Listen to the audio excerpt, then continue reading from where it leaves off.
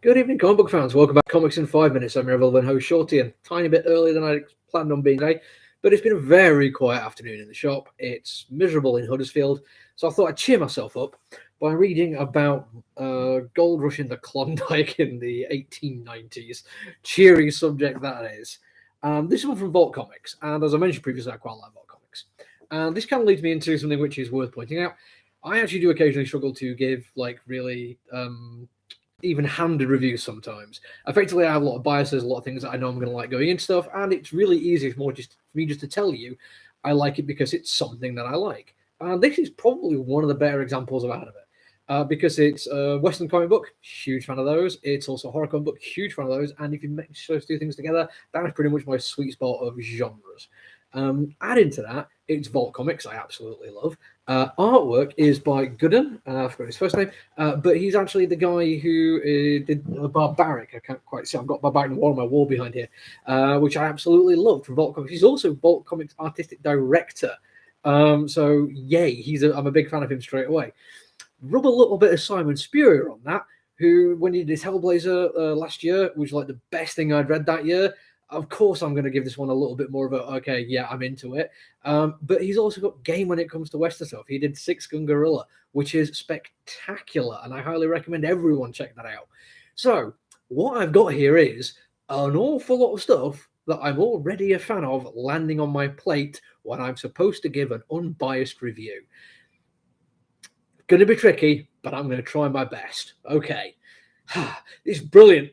Really like it. It's fantastic. Looked great. Well written. Really nice story beats in there. Timing on it's fantastic. There's very little I don't like about it. In fact, I struggle to tell you anything I don't like about it. But let's actually slow down a little bit and tell you what's going on. Effectively, this is Gold Rush. One of the Gold Rushes, not to California, but to Yukon, basically heading to the very northern reaches of the United States of America. And it is a hellish landscape. Perfect setting for horror, as far as I'm concerned, at a time period where it was a frontier. This is not a well-established world or cities or even region. Basically, don't have railways. And it's already, by this point, pretty much been stripped of gold. And people are still going there because gold is exceptionally valuable and we live in a capitalist hellscape. So it basically means an awful lot of very desperate people in a hellish situation with no chance of survival, working themselves to death for little to no reward. Now, straight away, that's like just ripe for horror. It absolutely is. And it works brilliantly, even though the horror is far more subtle. Don't get me wrong, there is some absolute brutality to it. I mean, Garth Ennis, sometimes it's splendidly savage. But you can do that, you expect that one just from when it's set. But I put a content warning up for this video in the description. It's worth checking that one out before I carry on because you may not want to look away at this point. But something just tears apart a bunch of sled dogs from out of nowhere. And that is kind of the horror we've got so far. It's, how to phrase this, it's kind of jump scare more than like building up a sense of creeping dread. Biased. Very much biased. And I like a creeping dread story. I really do. I like horror which takes its time and builds something up rather than just flashing out of nowhere. But weirdly, it's managed to do both because you also have quite prolonged periods of just setting of scene. There's a rather wonderful two-page spread I'm going to show here where even the colouring done in that lovely sepia-toned style is absolutely brilliant. And most of what you see there is interruptions to a letter that somebody's writing to their son, explaining why she's going looking for her son. And every single little graph you've got on there is brilliantly written. My personal favourite one, I can't really tell you 100% why, but it sums up perfectly just a way of doing narration in a Western. After a week, I hired an old trapper at $1 a day to concern himself with my safety. That sentence is just brilliant. And the book is absolutely jam-packed full of those. But there is also horror. Now, as I said, it's not like the creeping thing, although it is taking its time getting there. There is shocks, and they are brutal and unforgiving, but there's also a sense of the unknown, which is brilliant. There's a person who dies fairly early on getting shot by a guy who walks out of the snow in a bowler hat with a bow tie and just shoots him dead. And everyone else is panicked and fleeing from this person.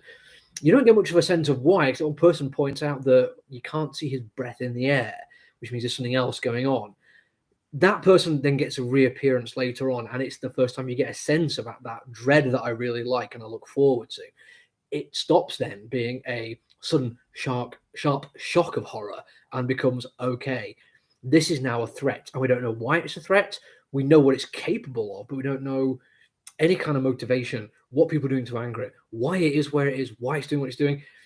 Love it. Love this build up. Cannot wait for the rest of it. I kind of feel bad saying it's going to be like one of my best of the year. We're in November and only one issue of this is out, but the creators have both got just such good game, and Vault is a company which lets them do this kind of thing. Going back to Barbaric, which I read a while ago, that one has far more humor to it than this, and the horror in it is more gory than anything else. But the barbarism is still here, and it's still very effective. There isn't anything I can say which is going to sell it more than just go and read it. It's brilliant. You will not be disappointed.